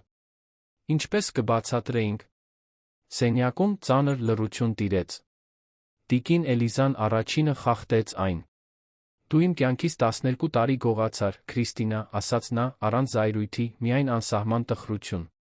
12 տարի հեռու իմ որդուց, 12 տարի առանց իմ թոռնուհուն ճանաչելու։ Ամեն ինչ հիմնված է ստերի վրա մի անցյալի մասին, որը դու նույնիսկ չես հասկանում։ Հայրիկ, մանկական ձայն հնչեց աստիճաններից։ Սոֆյան կանգնած էր առաջին աստիճանին, դեռ հագած իր միայղջյուրի գիշերազգեստը, աչքերը լայն բացված հետաքրքրությունից։ Ո՞վ է այս տիկինը։ Ժամանակը կարծես սառեց։ Քրիստինան գունատվեց, Մարսելը անխոս մնաց, տիկին Էլիզան ժպտաց, ծերով տարիներ շարունակ զսպված կարոտով լի ժպիտով։ Սոֆյա, Մարսելը վերջապես գտավ իր ձայնը։ Արի այստեղ, սիրելիս։ Կա մեկը շատ հատուկ, ում ուզում եմ, որ ճանաչես։ Աղջիկը դանդաղ իջավ աստիճաններով, աչքերը հառած սպիտակ մազերով տիկնոջը։ Երբ Սոֆյան մոտեցավ, տիկին Էլիզան ծնկի եկավ, երեխայի հասակին հասնելով։ Բար, Սոֆյա, ասաց նա, ձայնը թեթակի դողալով։ Ես Էլիզան եմ, քո տատիկը։ Սոֆյան գլուխը թեքեց, շփոթված։ Բայց հայրիկն ասաց, որ իմ տատիկը երկնքում է։ Երբեմն միջամտեց Մարսելը ծնկի իջնելով դստեր կողքին, մարդիկ, ում մենք սիրում ենք, կարող են վերադառնալ մեզ մոտ այնպիսի ձերով, որոնք մենք չէինք սպասում։ Ինչպես հրաշք, հարցրեց Սոֆյան, աչքերը փայլելով այն անմեղությամբ, որը միայն երեխաներն ունեն։ Այո, իմ սեր, համաձայնեց տիկին Էլիզան։ Հենց հրաշքի պես։ Սոֆյան մեկ քայլ առաջ արեց, ուշադրությամբ ուսումնասիրելով տիկին Էլիզայի դեմքը։ Ապա երեխաներին բնորոշ շփոթեցնող բնականությամբ հարցրեց. Դուք գիտեք հյուսել։ Մայրիկը երբեք ժամանակ չի ունենում իմ մազերը հյուսելու։ Տիկին Էլիզան ծիծաղեց, անկեղծ ծիծաղով, որը կարծես երիտասարդացրեց նրան։ Ես հյուսում էի ձեր հոր մազերը, երբ նա փոքր էր։ Կարծում եմ, դեռ հիշում եմ, թե ինչպես է դա արվում։ Քրիստինան դիտում էր տեսարանը բարդ արտահայտությամբ, պարտության, նախանձի, զարմանալիորեն թեթացման խառնուրդով։ Կարծես սարսափելի բեռ վերջապես հանվել էր նրա ուսերից։ Սոֆյա, մեղմորեն կանչեց նա։ Ժամանակն է անկողին վերադառնալու, սիրելիս։ Մեծահասակները պետք է խոսեն։ Աղջիկը շրթունքները ծռեց։ Բայց ես հենց նոր հանդիպեցի տատիկին։ Ուզում եմ ավելին մնալ։ Շատ ժամանակ կլինի տատիկիդ ճանաչելու համար, հավաստիացրեց Մարսելը։ Նա ոչ մի տեղ չի գնա։ Երբեք։ Յարայի կողմից Սոֆյային սենյակ վերադարձնելուց հետո լարվածությունը վերադարձավ սենյակ։ Քրիստինան նստել էր, հանկարծակի հոգնած շատ ավելի ծեր թվալով։ Ինչ է լինում հիմա, հարցրեց նա, ձայնը զուրկ սովորական վստահությունից։ Մարսելը նայեց իր մորը, ապա Ռիկարդոյին։ Հիմա դուք կփաթեթավորեք ձեր իրերը կլքեք այս տունը։ Իմ փաստաբանը կկապվի ձեզ հետ ամուսնալուծության ընթացակարգերի Սոֆյայի խնամակալության վերաբերյալ։ Դուք իսկապես ինձ կհեռացնեք իմ դստերից, Քրիստինայի ձայնը դողաց։ Ոչ։ Սոֆյային պետք է իր մայրը, որքան էլ որ սխալվել ես։ Բայց այցելությունները կվերահսկվեն, մինչ համոզվենք, որ դուք վտանգ չեք ներկայացնում նրա համար։ Իսկ ինչ վերաբերում է իրավական գործընթացներին։ Ռիկարդոն պատասխանեց. Անազատություն, մահվան վկայականի կեղծում, խարդախություն, դավադրություն։ Ցուցակը երկար է, տիկին Ալմեիդա։ Բժիշկ Մենդեսը հավանաբար ավելի լուրջ մեղադրանքների կբախվի։ Քրիստինան դանդաղ գլխով արեց, իրավիճակի իրականությունը վերջապես ամրապնդելով։ Կարող եմ գոնե առավոտյան հրաժեշտ տալ Սոֆյային։ Մարսելը հայացքներ փոխանակեց մոր հետ, ով մեղմորեն գլխով արեց։ Այո, բայց Յարայի ներկայությամբ։ Քրիստինան վեր կացավ, թվում էր իր նախկին վստահ էլեգանտ կնոջ ստվերը։ Նախքան սենյակից դուրս գալը, նա մեկ անգամ էլ շրջվեց։ Ես իսկապես հավատում էի, որ պաշտպանում եմ մեր ընտանիքը, Մարսել։ Հնարավոր էր դա սարսափելի, աններելի սխալ էր, բայց ամեն ինչ սկսվեց անկեղծ վախից, ոչ թե չարությունից։ Հաջորդ օրերին Մոնթերոների առանձնատունը փոխակերպվեց։ Քրիստինան տեղափոխվեց քաղաքի կենտրոնում գտնվող բնակարան, իր հետ վերցնելով միայն անձնական իրերը։ Ինչպես պայմանավորվել էին, նա պարբերաբար այցելում էր Սոֆյային, միշտ Յարայի հսկողության ներքո։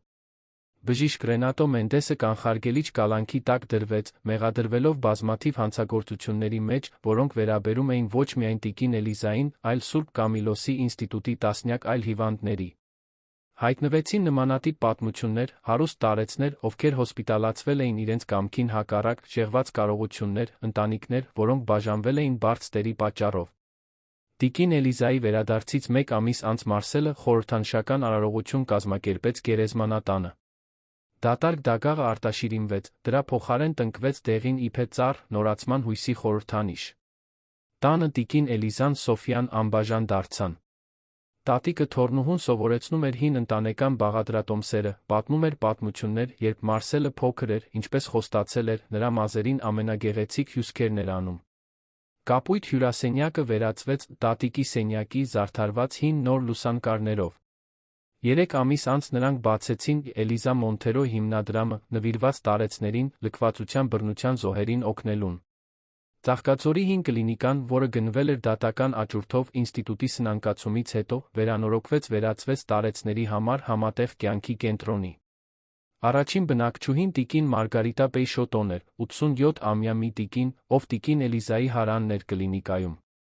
Ընտանիքի կողմից լքված սխալմամբ դեմենցիա ախտորոշված, նա հիմնադրամում գտավ ոչ միայն տուն, այլ նոր ընտանիք։ Ռիկարդո Գոմեսը դարձավ հիմնադրամի անվտանգության տնօրեն, նվիրվելով նմանատիպ այլ դեպքերի հետաքննությանը։ Յարան իր հերթին նշանակվեց բնակելի համակարգող, իր փորձն ու կարեկցանքը բերելով տարեցների ամենօրյա խնամքին։ Ինչ վերաբերում է Քրիստինային, դատավարությունից հետո, որը նրան դատապարտեց 5 տարվա ազատազրկման, վերածված համայնքային ծառայությունների պայմանական վաղաժամկետ ազատման, նա զարմացրեց բոլորին, սկսելով իրական փրկության գործընթաց։ Նա սկսեց կամավոր աշխատել հիմնադրամում, սկզբում պարզապես Սոֆիային ավելի մոտ լինելու համար, բայց աստիճանաբար զարգացնելով դժկամ հարգանք տիկին Էլիզայի նկատմամբ։ Երբեք ամբողջական ներում չեղավ։ Որոշ վերքեր չափազանց խորն են ամբողջությամբ բուժվելու համար, բայց փոխադարձ ըմբռնում սկսեց առաջանալ։ Տիկին Էլիզան առաջինն էր, ով ձեռք մեկնեց։ Վրեժը միայն թունավորում է նրան, ով կրում է այն, մի անգամ ասաց նա Մարսելին։ Բացի այդ, նա Սոֆիայի մայրն է։ Որքան էլ որ սխալվել է, պետք է աղջկա կյանքի մաս լինի։ Հիմնադրամի բացումից 1 տարի անց Մարսելը իր աշխատասենյակում էր, երբ Սերինոն հայտարարեց անսպասելի այցի մասին։ Մի տիկին, Կլարա Սիլվեյրա անունով, ցանկանում է տեսնել ձեզ, պարոն։ Ասում է, որ դա ձեր մոր հետ կապված հարց է։ Հետաքրքրված Մարսելը ընդունեց այցելուին, մոտ 60 տարեկան մի կին, մոխրագույն մազերով, զարմանալիորեն ծանոթ աչքերով։ Պարոն Մոնթերո, սկսեց նա, տեսանելիորեն նյարդային։ Ես տեսա ձեր մոր հարցազրույցը հեռուստատեսությամբ հիմնադրամի մասին։ Երբ նա հիշատակեց Գյումրին, կլինիկան, 1966 թվականը չէի կարող հավատալ։ Մարսելը զգաց, թե ինչպես է իր սիրտը արագանում։ Դուք ճանաչում էիք իմ մորը այդ ժամանակ։ Ոչ ճիշտ այդպես։ Իմ որդեգրող ծնողների խոսքերով, ես ծնվել եմ Գյումրիի մի կլինիկայում, 1966 թվականի փետրվարին։ Իմ կենսաբանական մայրը լավ ընտանիքի մի երիտասարդ կին էր։ Տարիներ շարունակ ես հավատում էի, որ նա կամավոր լքել է ինձ։ Բայց հետազոտելուց հետո պարզեցի, որ այդ կլինիկայի շատ մայրեր խաբվել են, տեղեկացվելով, որ իրենց երեխաները մեռելածին են ծնվել։ Մարսելը նստեց, ապշած բացվող հնարավորությունից։ Դուք կարծում եք, որ… Վստահ չեմ, խոստովանեց Կլարան։ Բայց մանրամասները համընկնում են։ Եվ նա ամաչկոտ ժպտաց, ինձ միշտ ասել են, որ ես Մոնթերոների ընտանիքի աչքերն ունեմ։ Նույն օրը Մարսելը հանդիպում կազմակերպեց Կլարայի տիկին Էլիզայի միջ։ Երբ երկու կանայք հանդիպեցին հյուրասենյակում, ժամանակը կարծես սառեց։ Տիկին Էլիզան երկար վայրկյաններ ուսումնասիրեց Կլարայի դեմքը։ Ձեր աչքերը, վերջապես շշնջաց նա, ձայնը գրեթե անլսելի։ Դրանք իմ հոր աչքերն են։ Կլարան ժպտաց, արցունքները հոսելով նրա դեմքով։ Ինձ ասացին, որ ես ծնվել եմ 1966 թվականի փետրվարի 17-ին։ Գյումրիում։ Տիկին Էլիզան ձեռքերը դրեց դեմքին, հոգոց արձակելով իր կոկորդից։ Իմ դուստրը ծնվել է 1966 թվականի փետրվարի 17-ին։ Ինձ ասացին, որ նա մահացած է ծնվել։ Այն, ինչ հաջորդեց, Մարսելի կյանքի ամենաարտասովոր պահերից մեկն էր։ Երկու կին, բաժանված ստերով ժամանակով, նորից հայտնաբերեցին իրենց, վերամիացան, վերակառուցեցին մի հարաբերություն, որը դաժանորեն մերժվել էր նրանցից։ Դնդ-թեստերը հետագայում հաստատեցին այն, ինչ նրանց սրտերն արդեն գիտեին։ Կլարան այն դուստրն էր, ում տիկին Էլիզան կարծում էր, որ կորցրել էր գրեթե 6 տասնամյակ առաջ։ Մոնթերոների ընտանիքը, մասնատված ստերով դավաճանություններով, այժմ գտնում էր անսպասելի ամբողջականություն։ Այդ տարվա Սուրբ Ծննդյան տոնակատարության ժամանակ Մոնթերոների առանձնատունը լիքն էր։ Տիկին Էլիզան նախագահում էր սեղանին, իր կողքին Մարսելին Սոֆիային, Կլարային նրա երկու չափահաս երեխաներին, նույնիսկ Քրիստինային, ով ներկա էր Սոֆիայի հրավերով։ Դիտելով իր հավաքված ընտանիքին, Մարսելը մտածեց այն արտասովոր ճանապարհորդության մասին, որը նրանք անցել էին։ 12 տարվա բաժանումը, ստերը տառապանքը տեղը զիջել էին հաշտեցմանը, որը ոչ ոք չէր կարող կանխատեսել։ Նրա մայրը, ում նա մահացած էր համարել, ոչ միայն վերադարձել էր կյանք, այլ իր հետ բերել էր ընտանիքի անսպասելի ընդլայնում, հին վերքերի բուժում նոր նպատակ։ Սեղանի կենտրոնում հին երաժշտական արկղիկը, նույնը, որը Մարսելը օգտագործել էր մորը մխիթարելու համար փրկության օրը, պատվավոր տեղ էր զբաղեցնում։ Երբ Սոֆիան բացեց այն, Էլիզայի համարը ի մեղմ մեղեդին լցրեց սենյակը, հիշեցնելով բոլորին, որ որքան էլ մութ լինեն գիշերները, որքան էլ դաժան լինեն ստերը, իսկական սերը միշտ գտնում է իր վերադարձի ճանապարհը։ Պատմության ավարտը, սիրելի ունկնդիրներ, հուսով ենք, որ Մարսելի տիկին Էլիզայի պատմությունը դիպել է ձեր սրտերին։ Ավելի հուզիչ պատմությունների համար մենք հատուկ երկացանք ենք պատրաստել, որը կարող եք գտնել, սեղմելով ձախ կողմի հղմանը։ Եթե այս պատմությունը զգացմունքներ է առաջացրել ձեր մեջ, մի մոռացեք բաժանորդագրվել մեր ալիքին, թողնել ձեր հավանումը կիսվել նրանց հետ, ովքեր նույնպես գնահատում են պատմություններ, որոնք ուսումնասիրում են ընտանեկան կապերի խորությունը։ Ամեն օր մենք ներկայացնում ենք նոր պատմություններ, որոնք բացահայտում են կյանքի բարդությունը, իսկական սիրո ուժը։ Մենք անհամբեր սպասում ենք ձեր մեկնաբանություններին։ Ի վերջո, այս ճանապարհորդության ո՞ր մասը դիպավ ձեր սրտին ամենաշատը։ Սպասում ենք ձեզ մեր հաջորդ պատմությանը։